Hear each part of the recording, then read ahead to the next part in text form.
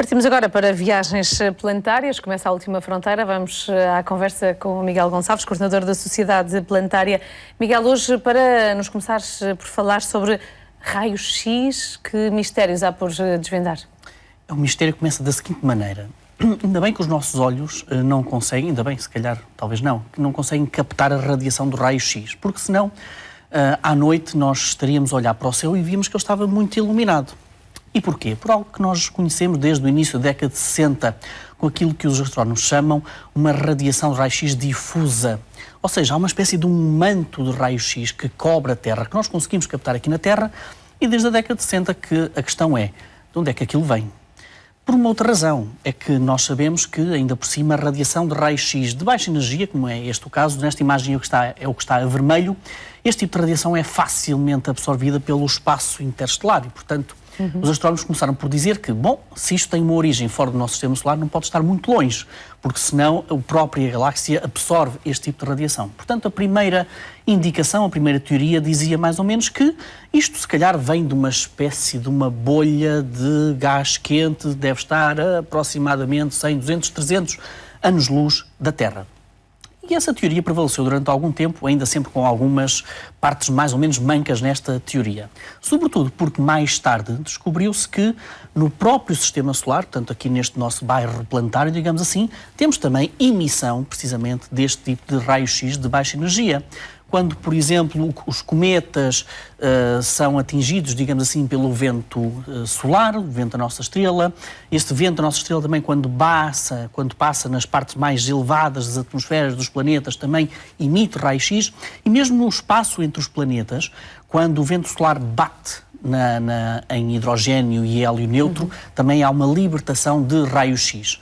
E, portanto, os astrónomos depois começaram a ter uma outra ideia. Diziam que, se calhar, esta radiação é muito local e vem mesmo do nosso próprio sistema solar. Mas, felizmente, há cientistas que não ficam convencidos desse tipo de ideias. E, então, o satélite Rossat da década de 90 e, sobretudo, a missão DXL também de há alguns anos, vieram dar outras explicações sobre a origem destes raios-x. E vieram dizer o seguinte, sabe uma coisa? Estão os dois certos. Temos uma parte que é do nosso sistema solar, que a origem é do nosso sistema solar, precisamente devido à ação do vento da nossa estrela, mas também há, claramente, uma fonte que é maioritária até de raio-x, dessa bolha local de gás quente.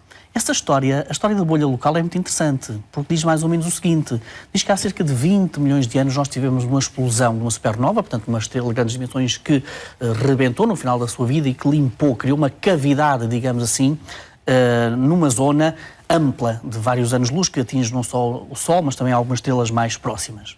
E depois dessa cavidade aberta, uma segunda supernova ocorreu nessa cavidade e é essa a fonte, digamos assim, dessa bolha de gás quente que nós temos a cerca de 300 anos-luz.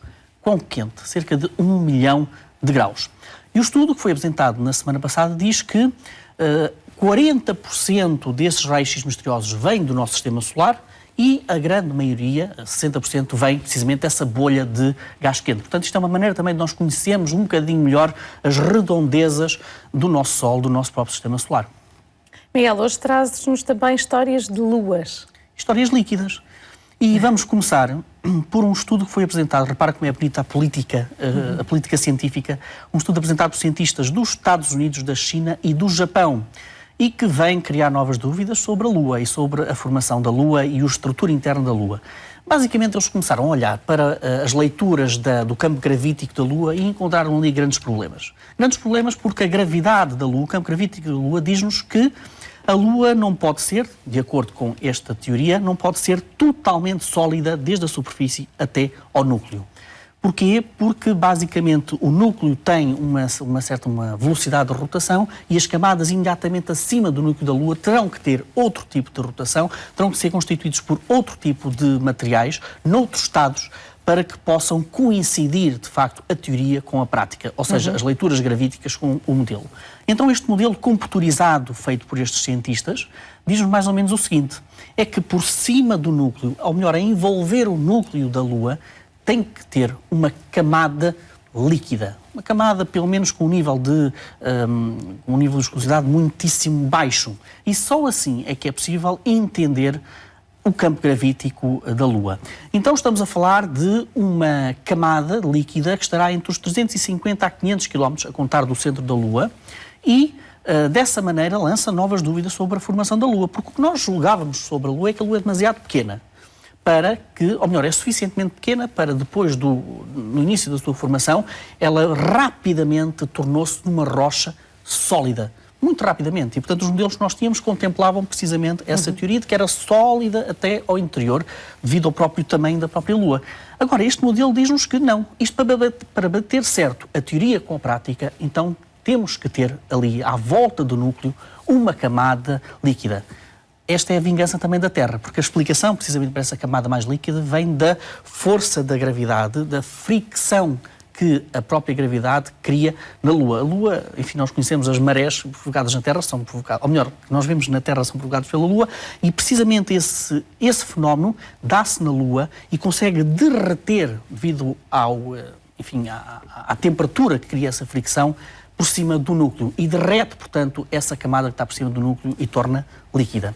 Damos um salto muito rapidamente a Encélado, uma das luas de Saturno, para explicar também algo líquido.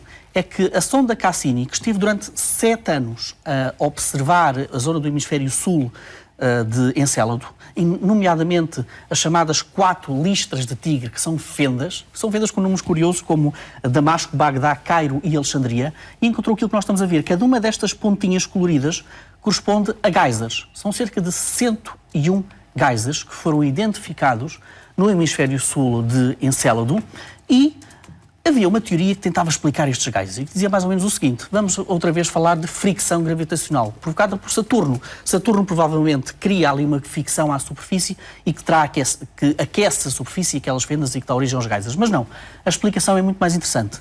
Estes geysers são condensação de vapor de água nas paredes das fraturas e, curiosamente, de onde é que vem esta água? Precisamente daquele mar ou subterrâneo que está por baixo, nas estruturas mais interiores de Encélado. Isto é a loucura para os astrobiólogos, como é óbvio.